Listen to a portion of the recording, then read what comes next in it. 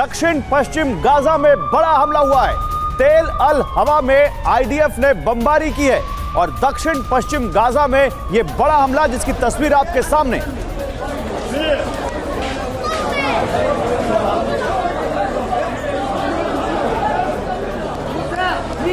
Gaza में ही IDF की प्रचंड बमबारी आपको दिखाते हैं। हमास के 2500 ठिकानों पर इजरायल की सेना कुछ इस तरह लगातार हर रोज बमबारी कर रही है।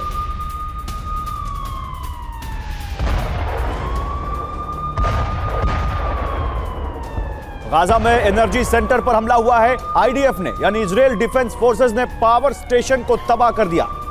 इससे गाजा में बिजली सप्लाई होती थी और उसी पावर स्टेशन को तबाह कर दिया इजरायल की सेना ने।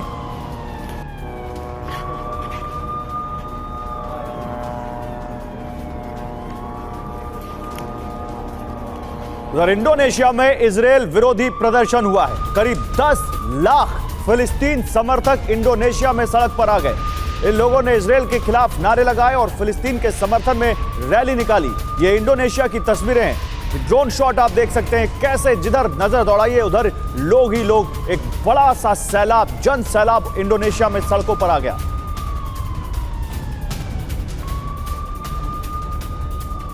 और आईडीएफ के ग्राउंड ऑपरेशन का जवाब हमास ने इजरायली सैनिकों पर फायरिंग की। हमास लगातार आईडीएफ से लड़ाई लड़ रहा है और ये देखिए, ये तस्वीर है हमास के लड़ाके की फायरिंग की जो आईडीएफ के ऊपर यानी इजरायल की सेना के ऊपर कर रहा है।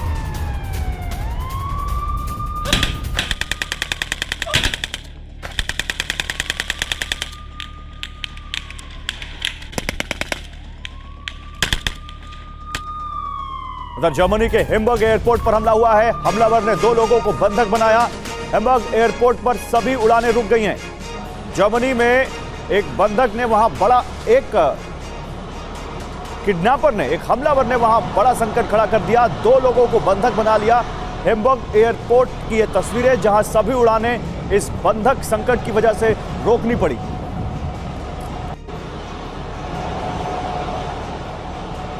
और ज़ैपोरिज़िया से अगली खबर है। रूस यूक्रेन वॉर पर भी हम लगातार आपको अपडेट दे रहे हैं। ज़ैपोरिज़िया में आमने सामने की जंग चल रही है। रूसी एयरबोर्न फोर्स ने वहां पर हमला किया। ये देखिए, ये ज़ैपोरिज़िया की तस्वीर है जहां पर रूसी एयरबोर्न फोर्स ने वहां अटैक किया।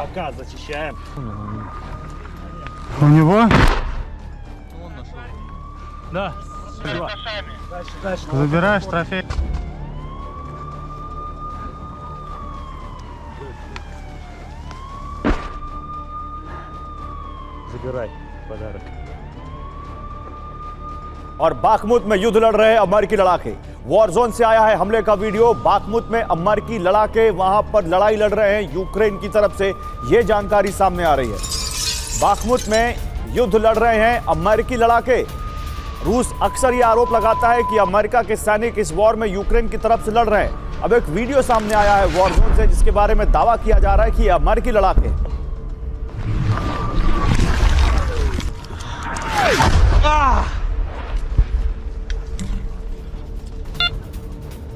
और आइए आपको 8 तस्वीरें दिखाता हूं मैं इस वक्त। क्या 8 तस्वीरें आ रही हैं।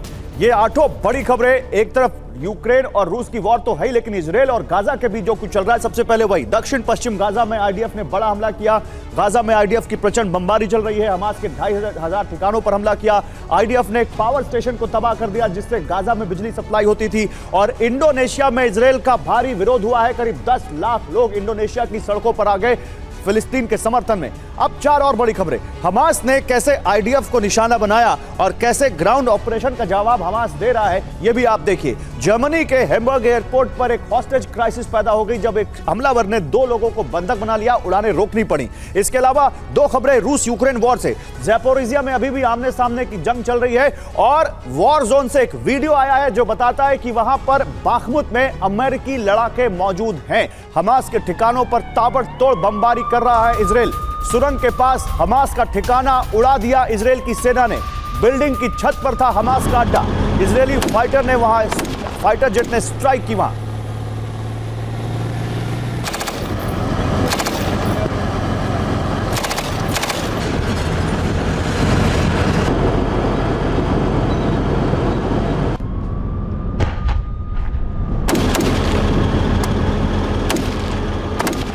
तो तो आप देख सकते हैं ये तस्वीरें कैसे हमास के ठिकानों पर लगातार बमबारी कर रहा है इसराइल। साथ ही उसके जो फुट सोल्जर हैं, जो पैदल जवान हैं, वो भी वहां पर अब लगातार टैंकों के जरिए और वहां आर्मर्ड व्हीकल के जरिए गाजा के अंदर घुस चुके हैं। गाजा सिटी को पूरी तरफ से घेर लिया है आईडीएफ ने। और ये तस्वीरें आप देख रहे हैं हमास के ठिकाने को, वहां पर जिसके नीचे सुरंग थी वो वहां पर उड़ा दी वहां पर इसराइल के फाइटर जेट ने। और इस बीच ये ताज़ा तस्वीरें देखिए, हमास के ठिकानों पर बमबारी की ये ताज़ा तस्वीरें हम आपको दिखा रहे हैं। आप देख सकते हैं नीचे इसराइल का झंडा आपको दिख रहा है लहराते हुए, और सामने गाजा पट्टी दिख रही है जिस पर लगातार इसराइल के फाइटर जेट बमबारी कर रहे हैं। ये हमास के ठिकानों पर बमबारी की तस्वीरें इस वक्त जो सीधी तस्वीरें आ रही हैं। देखिए 1 महीना पूरा हो चुका है, 30 दिन पूरे हो चुके हैं। 7 अक्टूबर को जो किया था इसराइल ने, उसके बाद हमास ने जो इसराइल में जो किया था, उसके बाद आज 30वां दिन है और लगातार किस तरह से हमास के ठिकानों पर बमबारी की जा रही है, इसराइल ने कैसे यहां पर बदला लिया है, ये उसकी तस्वीरें। वैसे हमास का एक और ठिकाना ध्वस्त हो गया। हमास के कमांड सेंटर पर हमला किया इसराइल ने। कई हमास लड़ाकों को मारने का दावा किया है इसराइल ने अपने इस हमले में। धुआं देखिए, ये धुएं का गुबार देखिए, कितना बड़ा हमला था। किस तरह से यहां लगातार एयर स्ट्राइक कर रही है इसराइल की एयरफोर्स, ये उसकी तस्वीरें।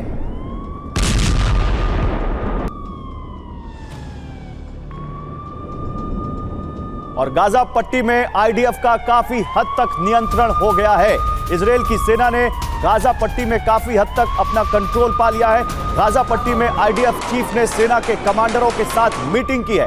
हमले को तेज करने को लेकर एक खास रणनीति बनी। इस दौरान ग्राउंड पर मौजूद सेना से आर्मी चीफ मिले और आर्मी चीफ से हरी झंडी मिल गई है कि ऑपरेशन और तेज किया जाए। और इसी बीच गाजा के लोगों को आईडीएफ ने एक ऑफर दिया है। याहवा सिनवार की हत्या का ऑफर दिया है गाजा के लोगों को। देखिए, सिनवार को मारें तो युद्ध खत्म होगा, यह कहा इजराइल की सेना ने। इजराइल के रक्षा मंत्री का ऐलान, याहवा सिनवार की मौत तय है। याहवा सिनवार कौन है? यह है वो शख्स जो इस 7 अक्टूबर के हमले का मास्टरमाइंड माना जाता है और इसी की हत्या का ऑफर दिया है गाजा के लोगों को इजराइल की सेना ने। उन्होंने कहा है कि आप याहवा सिनवार को मार दें और यह युद्ध खत्म हो जाएगा। तो most wanted Yahya Sinwar, IDF ने गाजा के लोगों को याह्या सिनवार की हत्या का ऑफर दिया है। याह्या सिनवार की मौत के बाद गाजा में हमले रोकने को कहा है इजराइल की सेना ने। इजराइल के रक्षा मंत्री योव गैलेंट के बयान के बाद यह ऑफर सामने आया है। याह्या सिनवार को ढूंढकर मारेगी इजरायली सेना, यह भी कहा है गैलेंट ने। कौन है याह्या सिनवार? क्यों यह ऑफर दिया है इजराइल की सेना ने? आइए जरा आपको दिखाता हूं मैं यहां पर। देखिए, याह्या सिनवार हमास का नंबर 2 लीडर है। 7 अक्टूबर के हमले का मास्टरमाइंड है यह शख्स जिसकी तस्वीर आप देख रहे हैं। यह है याह्या सिनवार। खान यूनिस का कसाई कहा जाता है इसको। 2015 में अमेरिका ने इस शख्स को मोस्ट वांटेड आतंकी घोषित किया था। सिनवार को कैसे ढूंढ निकालेगा इजराइल, आइए आपको इस बारे में भी बताते हैं। देखिए, फिलहाल सिनवार कहां छुपा है इसका खुलासा नहीं हो पाया है और यही तो इजराइल की सेना ऑफर कर रही है कि अगर गाजा के लोगों को पता हो तो ढूंढकर उसकी हत्या कर दें। सिनवार की आखिरी लोकेशन तेहरान पाई गई थी और सिनवार के गाजा में होने की आशंका बेहद कम है। मोसाद शीन बेट को सिनवार को खत्म करने की जिम्मेदारी दी गई है। और मेरे साथ क्योंकि मनीष सीधे वहीं से जुड़े हुए हैं। मनीष, अभी हम वो ताजा तस्वीरें दिखा रहे थे जहां पर अभी इस वक्त वहां ऑपरेशन चल रहा है इजराइल का, आईडीएफ का। इस बीच याह्या सिनवार ये कितना खास हो जाता है इजराइल के लिए? देखिए, इसमें कोई दो राय नहीं कि याह्या सिनवार वो शख्स है जिसने 7 अक्टूबर के उस पूरे घटना को अंजाम दिया है। वैसी स्थिति में आज की तारीख में इजराइल के लिए इस्माइल हानिया से भी ज़्यादा बड़ा कसूरवार अगर कोई है तो वो याह्या सिनवार है।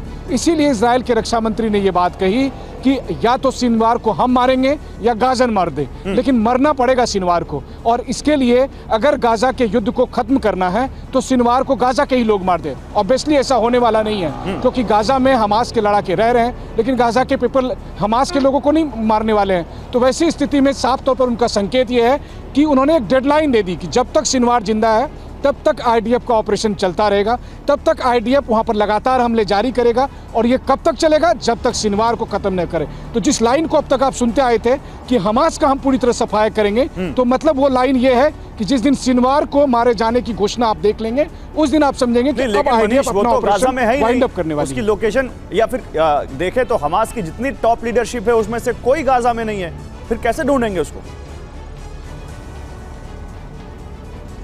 यही तो सबसे बड़ा सवाल है कि कैसे ढूंढेंगे आप सिनवार कहां पर है, कहां पर वो 240 से अधिक बंधक है, ये भी किसी को नहीं पता है। और मैं ये भी आपको कह दूं कि आज 30 दिन बीत जाने के बाद और दुनिया भर की सारी एडवांस टेक्नोलॉजी होने के बावजूद आज इजराइल और अमेरिका की तमाम जो सुपर एलीट फोर्स हैं, जिसको आप सुपरमैन कह दें या कुछ भी नाम दे दें, उन सब ने तमाम ताकतों के बावजूद, तमाम टेक्नोलॉजी के बावजूद अभी तक ना उनको ये पता है कि सिनवार कहां पर है, ना उनको ये पता है कि वो 242 बंधक कहां पर है। तो वैसी स्थिति में एक बड़ी चुनौती तो है ही, बयान देना बहुत आसान है, ठीक बात है, भी चाहे वो अमेरिका और ये चुनौती आईडीएफ कैसे पार पाती है, सबकी निगाहें इसी पर टिकी हुई हैं, क्योंकि 1 महीना हो चुका है, 30 दिन हो चुके हैं 7 अक्टूबर के हमले को लेकर, और उनका ऑब्जेक्टिव जो है वो अभी तक पूरा नहीं हुआ है जो उनका मकसद था। गाजा सिटी के पास आईडीएफ की बड़ी स्ट्राइक हुई है, फॉस्फोरस बम से हमले का दावा किया गया है। अल रिमल इलाके में यह एयर स्ट्राइक हुई है। गाजा सिटी को चारों तरफ से लगभग घेर चुकी है आईडीएफ, और वहां पर उसने फॉस्फोरस बम से हमला किया, यह दावा किया गया।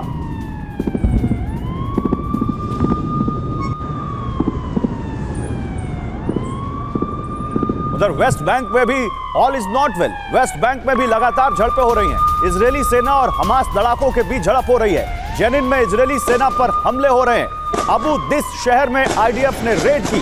नेबलस में कई फिलिस्तीनी घायल हो गए। ये देखिए, गन शॉट्स की आवाजें आपको सुनाई पड़ रही हैं। ये गोलियों के चलने की आवाज वेस्ट बैंक के जेनिन से आ रही है। लगातार वहां पर इजरायल की सेना की बख्तरबंद गाड़ियां दौड़ रही हैं, टैंक दौड़ रहे हैं, बुलडोजर दौड़ रहे हैं, और कुछ इस तरह से सेना वहां रेड डाल रही है। इस बीच इजरायल की हमास को बड़ी चेतावनी, गाजा से हमास का नामो निशान मिटेगा। इजरायल के रक्षा मंत्री योव गैलेंट का बयान, युद्ध के अंत तक हमास नहीं रहेगा, यह कहा है गैलेंट ने। गाजा में इजरायल को कोई खतरा नहीं होगा, यह भी कहा है गैलेंट ने। तो गाजा में इजरायल को कोई नुकसान नहीं होगा, ये वो दावा कर रहे हैं, लेकिन कह रहे हैं मिट्टी में हमास को मिला देंगे। बिग वॉल पर आपको इस बारे में और जानकारी देते हैं। देखिए, यहां पर पहले बयान दिया उन्होंने, इजरायल ने हमास का वजूद मिटाने की कसम खाई। इजरायल के पीएम नेतन्याहू ने कहा हमास के खात्मे तक युद्ध जारी रहेगा। इजरायल के विदेश मंत्री ने कहा हमास का नामो निशान मिटा देंगे। अब बमबारी जो हो रही है, हमास के 13,000 ठिकानों पर अभी तक बमबारी कर चुका है इजरायल। हमास के कई कमांडर्स को मार गिराने का दावा किया है। हमास चीफ इस्माइल हानिया के गाजा वाले घर पर भी बमबारी की है इजरायल ने। और यही अब सबसे बड़ा सवाल है कि मिट्टी में हमास को मिलाने का मतलब क्या है। जनरल माथुर, जिस तरह से नॉर्थ गाजा को पूरी तरह से घेर लिया है इजरायल ने, और वो कह रहे हैं कि हम हमास को मिलाकर मिट्टी में मिलाकर रख देंगे, क्या ये माने कि ये इजरायल कोई और प्लान है इसके पीछे, वो कुछ और करना चाहते हैं जो अभी कुछ दिनों में सामने आएगा?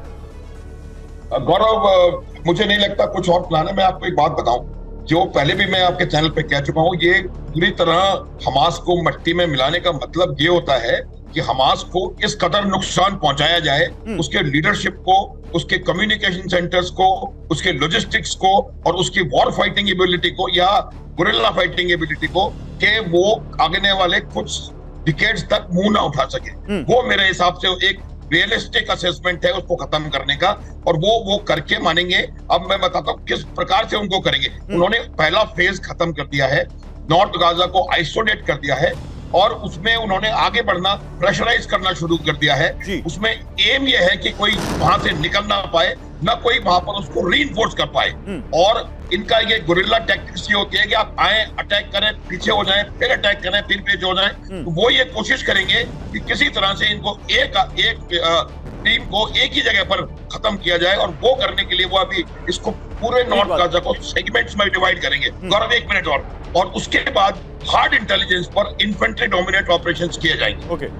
जेनिन में विस्फोटक तबाह किए गए। मिलिट्री बुलडोजर के साथ आगे बढ़ रही है आईडीएफ। इजरायल की सेना और ये लगातार देखने को मिल रहा है कि चाहे वो गाजा हो चाहे वेस्ट बैंक हो, उनके टैंकों के काफिले के साथ बुलडोजर, बड़े बड़े बुलडोजर, कैटरपिलर जिनको कहा जाता है, वो आगे बढ़ रहे हैं, वो उनके लिए रास्ता बना रहे हैं। और फिर उसके बाद इजराइल की सेना उसके पीछे पीछे। ये वेस्ट बैंक के जनिन में विस्फोटकों को तबाह करने की तस्वीर आपके सामने। इधर यरूशलेम में आईडीएफ का एक्शन दिखा है। घर की छत से ताबड़तोड़ फायरिंग की है। हमास लड़ाकों से आमने सामने की जंग हुई है। आईडीएफ की यरूशलेम में हमास समर्थकों से भी मुठभेड़ हुई है यरूशलेम में। ये देखिए, यरूशलेम में घर की छत पर आपको ये इजराइल की सेना के जवान दिख रहे हैं जो सामने हमास के लड़ाकों पर गोलियां दागते हुए। ये यरूशलेम में आईडीएफ के एक्शन की तस्वीरें, सामने हमास के लड़ाकों को निशाना बनाते हुए।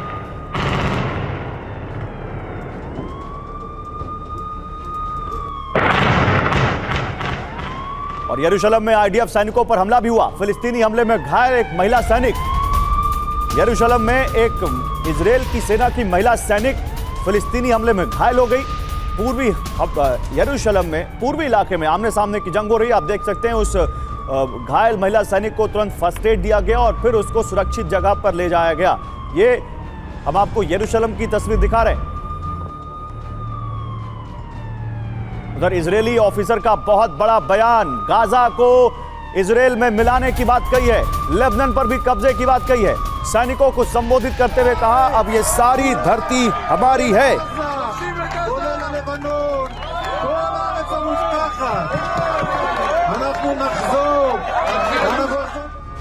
तो इजरायली सैन्य अधिकारी के बयान से उठ रहे 3 गंभीर सवालों पर गौर करते हैं और फिर हमारे संवाददाता विपिन चौबे भी इस वक्त क्योंकि इजराइल में सीधे उनके पास जाएंगे। पहला सवाल, क्या गाजा और लेबनान पर कब्जा करेगा इजराइल? क्या अब इजराइल को अमेरिका भी नहीं रोक सकता? क्या इजराइल के रुख से विश्व युद्ध का खतरा बढ़ गया है? ये बहुत बड़ा सवाल है। और लेबनान बॉर्डर से, क्योंकि विपिन हमारे साथ जुड़ चुके हैं, सीधे विपिन के पास चलते हैं।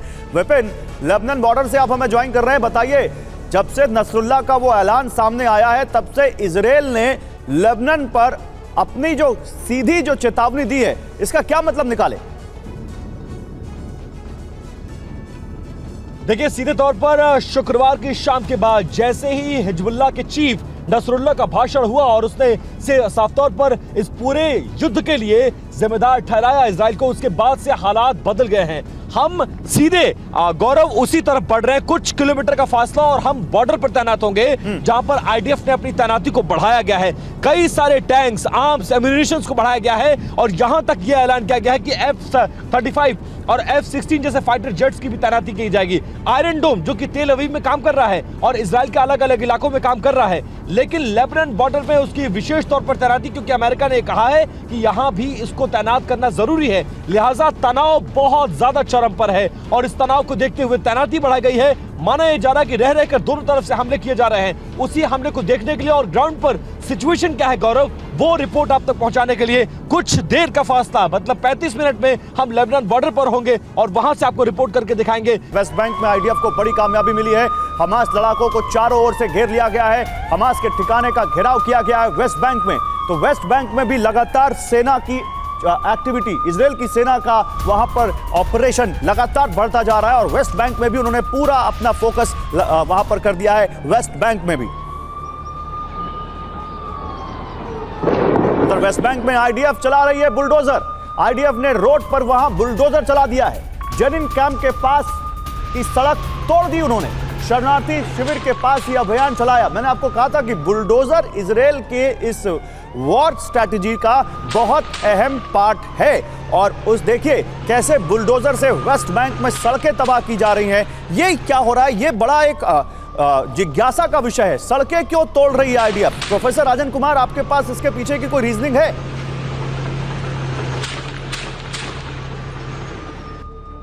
प्रोफेसर राजन कुमार, सड़कें बुलडोजर से क्यों तोड़ रही है इजराइल की सेना? सड़क से उनको क्या दिक्कत है? सड़क से दिक्कत यह है कि वहाँ पे जो फतह मूवमेंट है, जो पैलेस्टीन अथॉरिटी है, उसमें बहुत सारे एलिमेंट्स, मिलिटेंट एलिमेंट्स हैं और उनसे उनको खतरा है। और जो वेस्ट बैंक का जो मुख्य झगड़ा है वो सेटलमेंट को लेकर, आप जानते हैं कि वहाँ पे लगभग 6 से 7 लाख लोग जो कि इजरायली सेटलर्स हैं, जिसको कि पैलेस्टीनियन नहीं मानते, और वहाँ आपस में उनकी झड़पें होती रहती है। और जब से गजा में अटैक हुआ है उसके बाद वहाँ पे जो मिलिटेंट एक्टिविटियाँ हैं काफ़ी तेज हो गए हैं, और काफ़ी हमले भी हुए हैं वहाँ पे, झगड़े भी हुए हैं और हमले भी हुए हैं इजरायली सेना पे। तो इस कारण से वहाँ पे रोकने की कोशिश कर रही होगी, उसको तोड़ने के एक ही मकसद होता है कि वहाँ से जो फोर्सेस आए या मिलिटेंट गाड़ी से आने की कोशिश करें तो उनको कैसे रोका जाए। और बुलडोजर वाली एक्टिविटी वेस्ट बैंक में इसलिए इंपॉर्टेंट है कि वेस्ट बैंक का सारा झगड़ा सेटलमेंट को लेकर है। आप जानते हैं कि पैलेस्टीनियन वहाँ पे लगभग पॉपुलेशन वेस्ट बैंक का बोला जाता है कि 27 लाख लोग जो कि इस्लाम के मुस्लिम हैं, और 7 से 8 लाख लोग वहाँ पे इजरायली सेटलर्स हैं। तो बुलडोजर का जो पॉलिटिक्स है वहाँ काफी पुराना है, क्योंकि इजराइल वहाँ पे काफी घरों पे काफी इस ढंग के तोड़फोड़ करता है, जिसको कि वहाँ विरोध करते हैं पैलेस्टीनियन, और इसको यूनाइटेड नेशन भी विरोध करता है, क्योंकि उनका मानना है कि इससे वहाँ का जो पॉलिटिक्स है वो काफी खतरनाक होता जा रहा है, और आपस में झगड़े की संभावना काफी बढ़ गई है। और एक तो बुलडोजर का इशू है, और दूसरा कि जो एक दीवार बना दिया गया है पैलेस्टीनियन और जो इजरायली सेटलर्स हैं उनके बीच में, तो वो एक बड़ा इशू है वेस्ट बैंक में। और वहाँ का जो मूवमेंट है वो गजा से जो हमास का मूवमेंट है उससे थोड़ा अलग है। वहाँ की जो लेकिन जो आपने गाजा से अलग वेस्ट बैंक में सड़क तोड़ने का जो कारण बताया, वाकई बड़ा अहम वो लगता है देखने से कि वो बड़ी अहम रणनीति है इजराइल की। मैं आता हूं आपके पास, लेकिन इसी बीच गाजा में रेफ्यूजी कैंप पर हमले की खबर आ रही है। अल मगाजी कैंप पर बमबारी की गई है। धमाके में 30 लोगों की मौत हो गई है और आरोप है कि इजराइल की सेना ने यह बमबारी की है। गाजा में रेफ्यूजी कैंप पर लगातार हमले हो रहे हैं। जबालिया कैंप पर एक अटैक हुआ था जिसमें काफी लोगों के मारे जाने की बात सामने आई थी। अब ये देखिए एक और हमला एक रेफ्यूजी कैंप में, जिसमें 30 लोगों की मौत की खबर, और कहा जा रहा है कि इजराइल ने ये बमबारी की है। लंदन, पेरिस में जुटे हजारों फिलिस्तीन समर्थक, और एक बार नहीं कई बार इससे पहले भी जुट चुके हैं ये।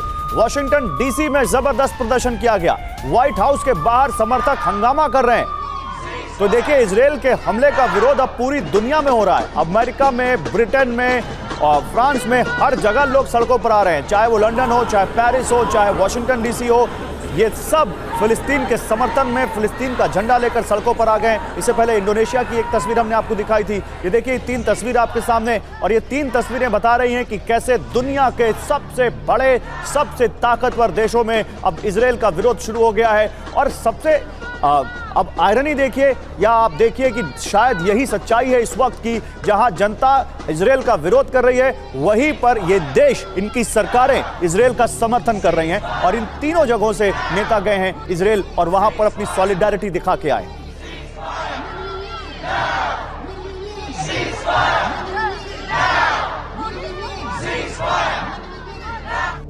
तो देखिए ये हम दुनिया भर में इजराइल के विरोध की तस्वीरें आपको दिखा रहे थे, लेकिन इसी बीच एक और बड़ी खबर आ रही है। गाजा पर एटम बॉम्ब गिराने की सलाह दे दी गई है।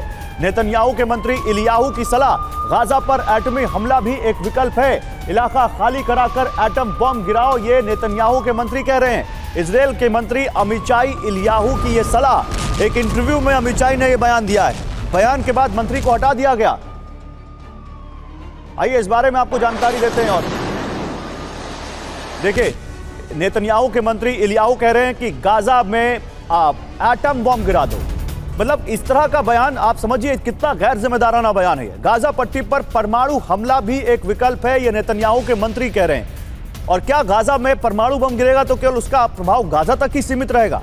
वो कह रहे हैं कि गाजा के लोगों को टापू या रेगिस्तान पर भेज दिया जाए, और टापू या रेगिस्तान पर भेजने के बाद किसी भी तरह की मानवीय मदद ना भेजी जाए वहां पर, और परमाणु बम गिरा दिया जाए। नाजियों को मदद देने की कोई जरूरत नहीं है, ये कहते हुए कट्टर दक्षिणपंथी पार्टी के नेता हैं इलियाहू। नेतन्याहू सरकार में हेरिटेज मंत्री हैं इलियाहू, अमिचाई इलियाहू इनका नाम है, जो कि इजराइल की सरकार में मंत्री हैं। इन्हें हटा दिया गया है। मैं जल्दी से एक छोटा सा सवाल, जनरल माथुर, मुझे लगता है सबसे ज्यादा आप समझते होंगे एटम बॉम्ब्स और उनके इफेक्ट के बारे में। सर ये कितना बड़ा गैर जिम्मेदाराना बयान है, गाजा पर एटम बॉम्ब गिरा दो। बिल्कुल बिल्कुल गौरव, ये एक निहायत ही गैर जिम्मेदाराना और गलत बयान है, और ये सब समझते हैं, और इसको तुरंत ही नेतन्याहू ने भी समझ लिया है। देखिए आप एक बात समझें गौरव, इजराइल वैसे भी बहुत ज्यादा प्रेशर में है, क्योंकि इतने सिविलियंस और खास करके औरतें और बच्चे वहां पर गाजा में मर रहे हैं, उसकी वजह से पूरी दुनिया से उनके ऊपर प्रेशर आ रहा है। और ऐसे समय एक ऐसा गैर जिम्मेदाराना बयान यहाँ से आ जाए मंत्री से कि आप एटम बम छोड़ दें, और एक आर्मी ऑफिसर कह दे कि हम इसको कब्जा कर लेंगे, लेबनान कब्जा कर लेंगे, तो ये इजराइल के नैरेटिव बिल्डिंग के लिए एक बहुत ही ज्यादा गलत बात हुई है। और एटम बम का जहां तक सवाल है, इजराइल की हिम्मत नहीं है कि एटम बम छोड़ेगा, क्योंकि अगर ऐसा कुछ होगा तो आप समझ सकते हैं कि अगर रिटेलिएट हुआ इसका तो इजराइल का क्या होने वाला है। तो ये मुझे लगता है कि ये बहुत ही गलत, गैर जिम्मेदाराना और इल टाइम्ड स्टेटमेंट है। और क्वाइट इजराइल है ही कितना बड़ा सा, लोग कहते हैं एक गैलन आप पेट्रोल अपनी गाड़ी में रखिए तो पूरा इजराइल घूम सकते हैं, और गाजा में अगर एटम बम गिरेगा तो फिर इजराइल में उसका कितना असर आएगा ये सब समझ सकते हैं। अल शाती में हमास का हमला हुआ है, लेकिन पीछे हमास की ढाल अब आपको दिखाएंगे। हमास की ढाल क्या ये दिखाएंगे, पहले ये बड़ी खबर देखिए। हमास लगातार गाजा में पलटवार कर रहा है। अल शाती में हमास ने हमला किया है, बिल्डिंग में मौजूद आईडीएफ सैनिकों पर उसने हमला किया है, आईडीएफ के टैंक पर ग्रेनेड से हमला किया है, और उसका वीडियो सामने आया है।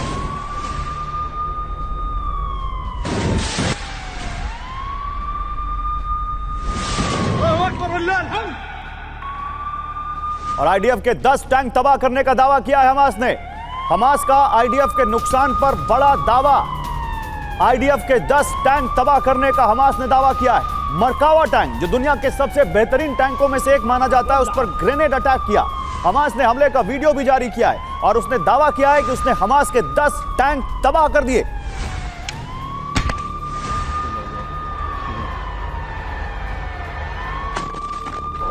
और हमास का आईडीएफ पर मोर्टार से हमला, इजरायली बेस पर बरसाए गोले, गाजा बॉर्डर पर मौजूद आईडीएफ पर निशाना साधा है। इजरायली सेना को भारी नुकसान पहुंचाने का हमास ने दावा किया है। और ऐसा लगता है कि हमास को मालूम था कि उसको इजरायल की सेना इस तरह से उसको सामना करना पड़ेगा इजरायल की सेना का, और उसने वो तैयारी कर रखी है। मनीष के पास चलते हैं। मनीष, आप क्योंकि ग्राउंड जीरो पर हैं, मनीष मुझे ये बताइए, ये हमास जिस तरह से पलटवार कर रहा है, इजरायल की सेना से आपकी अगर बात हुई हो, उनको हमास के इस पलटवार में क्या रणनीति दिखाई दे रही है? क्या हमास, क्योंकि हमास के लीडर इस्माइल हानिया ने तो कहा कि सब कुछ हमारे प्लान के मुताबिक जा रहा है।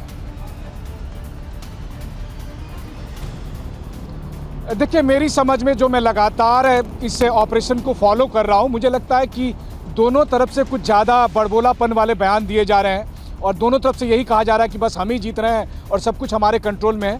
ऐसा नहीं है। आईडीएफ ने जब एक हफ्ता पहले अपना ग्राउंड ऑपरेशन शुरू किया था, अब वो लगभग 8-10 किलोमीटर अंदर जा चुकी है, ये सच है।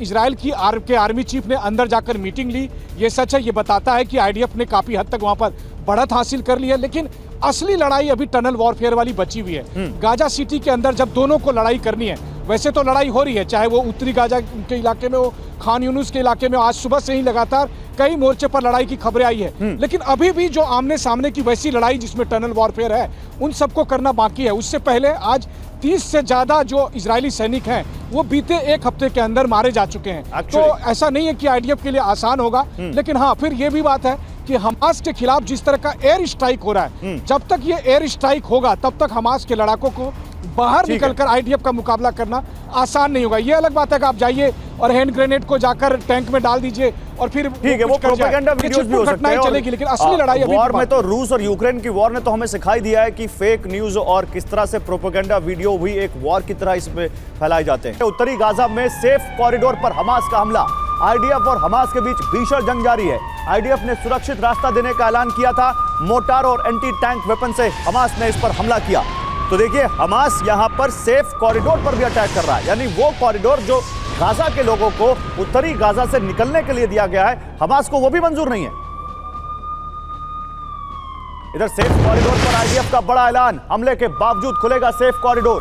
गाजा में फंसे लोगों को निकालने की कोशिश, हमास कर रहा है कॉरिडोर बंद करने की कोशिश। यानी इजराइल कह रही है, इजराइल की सेना, कि हम गाजा के लोगों को सुरक्षित बचाना चाहते हैं, और हमास ये नहीं चाहता, लेकिन फिर भी हम उनको सेफ कॉरिडोर के जरिए सेफ पैसेज देंगे, उनको यहां से निकालेंगे। आइए जरा बिग वॉल पर दिखाते हैं आपको। गाजा के लोग हमास की ढाल, गाजा के लोग क्या हमास की ढाल है और इसीलिए नहीं चाहता कि हमास की ये लोग यहां से जाएं। आईडीएफ ने सलाह अल दिन इलाके में कॉरिडोर खोला है। ये यहां पर आप देख सकते हैं, ये हम आपको दिखा रहे हैं, ये उत्तरी गाजा है। यहां पर जरा जूम इन कीजिए इसको, ये उत्तरी गाजा से आप देखिए जो कोस्टल रोड है इसी के आसपास होते हुए ये सेफ कॉरिडोर दिया गया है जो दक्षिणी गाजा तक आता है। और ये इसकी लंबाई क्योंकि गाजा पट्टी की 40 किलोमीटर है तो ज्यादा लंबा है नहीं। और उत्तरी गाजा क्योंकि यहां पर अब इजराइल की फोर्सेज आ चुकी हैं इसलिए यहां के लोगों को यहां से निकाला जा रहा है। ये कोस्टल रोड आप देख रहे हैं इसके करीब करीब ये रास्ता दिया गया है, लेकिन इसी पर हमास अब लगातार यहां हमला कर रहा है। और क्यों कर रहा है? क्योंकि आम लोगों को बाहर निकालने के लिए जो कॉरिडोर यहां पर इजराइल ने दिया है वो हमास नहीं चाहता। फंसे लोगों को उत्तरी गाजा से दक्षिणी गाजा भेजने की कोशिश कर रही है इजराइल की सेना। हमास नहीं चाहता कि लोग उत्तरी गाजा से बाहर निकलें।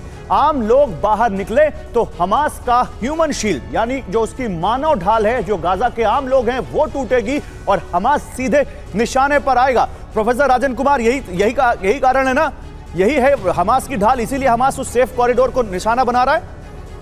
जी, ये बिल्कुल सच है कि हमास भी नहीं चाहता है कि वहां से उस रास्ते से जो उनका जो ह्यूमन शील्ड है वो वहां से निकल जाए। और उस जानते हैं कि जो जिस ढंग से लोगों को निकाला जा रहा है उसमें जो विदेशी नागरिक हैं उनको प्रेफरेंस दिया जा रहा है और उससे जो हमास का जो शील्ड है वो कमजोर होगा, क्योंकि अगर वहां पे विदेशी लोग होंगे तो अंतर्राष्ट्रीय दबाव होगा इजराइल पे कि वो अटैक नहीं करे। और हमास ये नहीं चाहता है कि इजराइल वहां पे ज्यादा अटैक करे और उससे जिससे कि उसको फिर नुकसान झेलना पड़े। तो जी बिल्कुल ह्यूमन शील्ड उसका कमजोर पड़ेगा, यही कारण से वो हमास नहीं चाहता है। हालांकि पहले इजराइल भी नहीं चाहता था कि वहां से उसको निकाला जाए, लेकिन अंतर्राष्ट्रीय दबाव के बाद कुछ खास लोगों को इजराइल वहां से निकलने की इजाजत दे रहा है। और हालांकि अभी जो ह्यूमैनिटेरियन पॉज की बात जो कि ब्लिंकन वहां पे करने आए हैं वो चाहते हैं कि थोड़े समय के लिए, दिन नहीं थोड़े समय के लिए वहां पे रोका जाए जिससे कि निगोशिएशन की बात भी आगे बढ़े। और उसके बाद जो इस ढंग के जो डुअल सिटीजन वाले लोग हैं या जो दूसरे देशों के लोग हैं उनको सबसे पहले निकाला जाए और बाकी जो कुछ बच्चे हैं और महिलाएं उनको भी वहां से निकाला जाए। लेकिन दिक्कत यह है कि इजराइल अभी हमला रिफ्यूजी कैंप्स पे जैसा कि आपने बताया उस पे भी किया है। वहां पे लगभग 6 लाख लोग हैं रिफ्यूजी कैंप्स में और वहां पे भी हमला हुआ है, स्कूल पे हमला, यूएन रिफ्यूजी कैंप्स लेकिन इजराइल तो ये कह रहा है ना कि ये जो रेफ्यूजी कैंप्स है या जो हॉस्पिटल्स हैं या स्कूल्स है ये हमास के ठिकाने हैं, हमास के छिपने के अड्डे हैं और इसीलिए वो उन पर अटैक कर रहा है। उसके पास उसका भी कारण है और आम लोग मर रहे हैं, इसमें कोई दो राय नहीं। दिख रहा है वो तो नंबर्स बता रहे हैं। इजराइल पर दागे गए कई रॉकेट, तेल अवीव को टारगेट किया हमास ने, एक बार फिर से डिफेंस सिस्टम से हमले नाकाम कर दिए इजराइल ने। आयरन डोम ने हवा में वो रॉकेट मार गिरा दिए। ये देखिए ये आयरन डोम कैसे हवा में ही इस पूरे हमास से आने वाले रॉकेट के हमले को बेकार कर रहा है। ये उसकी तस्वीर है। और इजरायली सेना के टैंक पर हमला किया गया है। टैंक पर अंधाधुंध फायरिंग का वीडियो सामने आया है। हमले में आईडीएफ के टैंक को नुकसान पहुंचा है। इजरायली सेना के टैंक पर हमला किया गया और टैंक पर अंधाधुंध फायरिंग की गई। ये टैंक पर जो फायरिंग की गई उसके बाद का वीडियो, अब देखिए फायरिंग का ही वीडियो ये तो, बल्कि और हमले में आईडीएफ के टैंक को नुकसान पहुंचा उसकी तस्वीरें। और आईडीएफ सैनिकों को टारगेट कर रहा है, ये कहा है आईडीएफ सैनिकों को टारगेट कर रहा है हमास। आईडीएफ पर ग्रेनेड से हमले का वीडियो सामने आया है। इजरायली सैनिकों का ठिकाना हमास ने ग्रेनेड से उड़ा दिया। यानी ये तस्वीरें बता रही हैं कि गाजा में आमने सामने की जंग शुरू हो चुकी है। जिस तरह से हमास के लड़ाके भी अब सामने आकर वार कर रहे हैं, आरपीजी यूज कर रहे हैं, ग्रेनेड यूज कर रहे हैं, गन फाइट में वो जिस तरह से इन्वॉल्व हो रहे हैं, यानी इजराइल ने अब हमास के दरवाजे पर दस्तक दे दी है। और ये गन फाइट जिस तरह से सामने आ रही है, जिस तरह के विजुअल सामने आ रहे हैं, ये सुरंग वाली जो वॉरफेयर जिसकी बात अभी मनीष कर रहे हैं वो कभी भी स्टार्ट हो सकती है या ऑलरेडी स्टार्ट हो चुकी है। इसी बीच गाजा बॉर्डर के पास आईडीएफ पर हमला किया गया। हमास लड़ाकों ने एक एंटी टैंक मिसाइल दागी। अल कस्साम ब्रिगेड ने हमले का दावा किया। किसूफिम इलाके में यह हमला हुआ। हमले में आईडीएफ को बड़े नुकसान का दावा। आइए जरा बिग वॉल पर इस बारे में और दिखाते हैं आपको। इजराइल का ग्राउंड ऑपरेशन, हमास का पलटवार। दीजिए विजय मुझे यहां पर। देखिए इजरायली सैनिकों को बॉर्डर पर रोकने की कोशिश कर रहा है हमास। टैंकों को आगे से बढ़ने से रोक रहे हैं हमास के लड़ाके। गाजा में दाखिल हो रहे आईडीएफ के सैनिकों पर हमला किया गया। इजराइल के किसूफिम इलाके में यह हमला किया गया है। जनरल माथुर, जो मैं पूछ रहा था कि ये जो विजुअल्स हैं या जो फुटेजेस आ रही हैं कि हमास के लड़ाके अब गाजा सिटी में सामने आ रहे हैं, बिल्टअप एरियाज में जिस तरह से वो हमला कर रहे हैं, क्या ये ग्राउंड ऑपरेशन अब अपने फाइनल स्टेज में पहुंच गया है जहां आमने सामने की वो गन फाइट होगी? फाइटिंग इन बिल्टअप एरिया है, बहुत कॉम्प्लेक्स ऑफेंसिव होता है, एक तरीका होता है, ये इतनी आसानी से समझ नहीं आएगा। उसका मैं आपको एक तरीका बात बताता हूँ कि क्या होता है कि जो हम कह रहे हैं कि उन्होंने पलटवार किया, उन्होंने हमला किया, उस पर फायर किया। एक टैंक के ऊपर अच्छे से अच्छे हथियार का कोई असर नहीं होता। आप उसको तो ये तो उनका है, आखिर कर जितनी बार वो हमास का आतंकी अपने बिल में से बाहर निकलेगा वो मारा जाएगा, क्योंकि इनको आज अब उनके पास करेक्ट इंटेलिजेंस है, इनके बिल कहाँ हैं, बिलों के मुंह कहाँ हैं, और वो इस बात का इंतजार करेंगे। पूरा उन्होंने आइसोलेट कर दिया है, पूरा उसके ऊपर दबाव बैठा दिया है, और अब they will force terrorist to come out, और जब वो बाहर आएगा वो मार खाएगा। ये टेक्निक रहेगी और ये बहुत टाइम कंज्यूमिंग होने वाला है। मतलब आप कह रहे हैं कि इजराइल ने बड़ी अच्छी प्लानिंग के तहत, अपनी स्ट्रेटजी के तहत उसको एग्जीक्यूट किया है और वो हमास की गर्दन तक पहुंच गए, और वो कभी भी बाहर निकलेंगे तो उनको दबोच लिया जाएगा। आईडीएफ पर हिजबुल्लाह के हमले जारी हैं। हिजबुल्लाह भी लगातार हमले कर रहा है आईडीएफ पर। मोर्टार और ग्रेनेड से हिजबुल्लाह के हमले चल रहे हैं। इजरायली सैनिकों को निशाना बना रहे हैं हिजबुल्लाह के लड़ाके। तो एक फ्रंट जिधर हमारे संवाददाता विपिन चौबे बढ़ रहे हैं और किसी भी वक्त वहां पर पहुंचकर वो वहां से रिपोर्ट करेंगे आपको, वहां भी लगातार हिजबुल्लाह इजरायल की सेना को, उसकी पोस्ट को, उसके सैनिकों को निशाना बना रहा है। ये देखिए कैसे आरपीजी के जरिए, मोर्टार के जरिए लगातार इजरायल के कम्युनिकेशन टावर्स को, इजरायल के सर्विलांस सिस्टम को, उनके कैमरे को निशाना बना रहा है हिजबुल्लाह, और उनकी चौकियों को जो वहां पर लेबनान बॉर्डर पर है उन पर वो जरा लगातार बमबारी कर रहा है।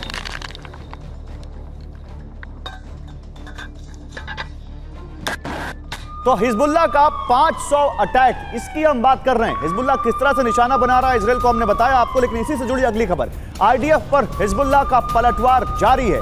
इजरायल को बड़े नुकसान का दावा किया है हिजबुल्लाह ने। लेबनान सीमा के पास धुएं का गुबार दिखा है। ये लेबनान सीमा के पास धुएं का गुबार आप देखिए। ये हिजबुल्लाह वीडियो जारी करके जानकारी दे रहा है कि उसने इजरायल की पोस्ट को कुछ इस तरह से निशाना बनाया। उधर आईडीएफ पर हिजबुल्लाह का रॉकेट अटैक। हिजबुल्लाह ने बुरकान मिसाइल से हमला किया, इजरायली पोस्ट को निशाना बनाया। 500 किलो तक विस्फोटक ले जा सकती है बुरकान रॉकेट।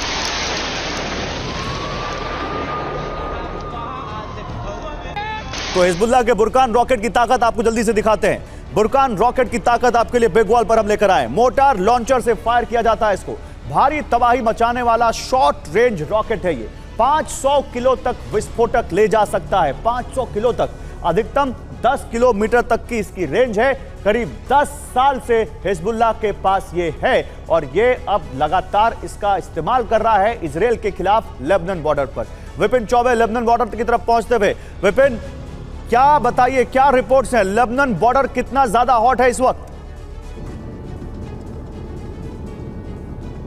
देखिए, मैंने पहले भी बताया गौरव कि शुक्रवार शाम को 6 बजे के बाद लेबनान बॉर्डर पर लोगों की तैनाती, स्पेशली फोर्सेस की तैनाती बहुत ज्यादा देखी गई है। लोगों का आना जाना मना है और बॉर्डर को 10 किलोमीटर पहले ही, यानी ना सिर्फ गाजा पट्टी बल्कि लेबनान बॉर्डर पर जो तैनाती बढ़ी है उसके बाद 10 किलोमीटर के एरिया को बिल्कुल सील करके रखा गया है और यह कहा गया है कि वहां जाना सेफ नहीं है। कभी भी रह रहकर दोनों तरफ से फायरिंग हो रही है और रॉकेट के हमले की आशंका है। ऐसे लिए मानव जीवन की क्षति ना हो, इसीलिए किसी को जाना मना है। हम आईडीएफ के संपर्क में हैं और हमें यह कहा गया है कि हम सेफ जोन तक आपको ले जाएंगे और आप वहां पर हालात देखिए। 17 मिनट का वक्त और गौरव, और उसके बाद हम लोग तो 17 मिनट बाद टीवी9 भारत पर उस जगह पर होगा जहां पर कोई नहीं पहुंचा और वहां से लाइव रिपोर्टिंग करके विपिन आपको बताएंगे कि हिजबुल्लाह किस तरह से वहां पर अटैक कर रहा है। लेकिन बुरकान मिसाइल ईरान की मानी जाती है। प्रोफेसर राजन कुमार, ईरान का नाम तो एक बार फिर से आ गया। नसरुल्लाह तो ईरान को क्लीन चिट दे रहा था कि ईरान का इस हमले में कोई लेना देना नहीं। देखिए, मैं उसका मतलब कुछ और था गौरव।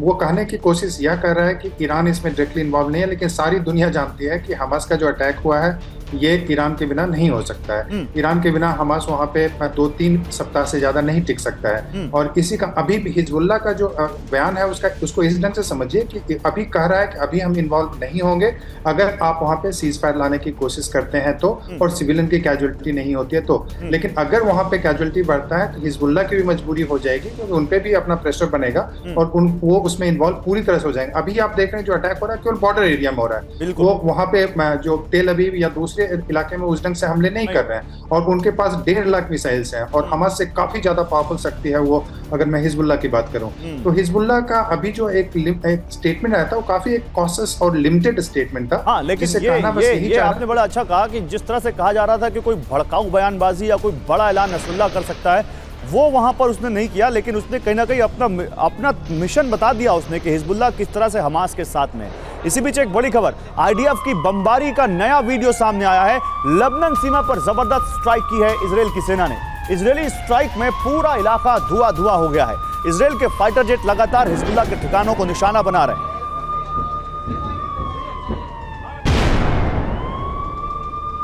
उधर लेबनान सीमा पर विध्वंसक जंग जारी है। हिजबुल्लाह के ठिकानों पर एयर स्ट्राइक करता हुआ इजरायली फाइटर जेट्स ने हमला किया है। आईडीएफ ने कई बॉर्डर पोस्ट को उड़ा दिया। हिजबुल्लाह के हथियार भी तबाह किए।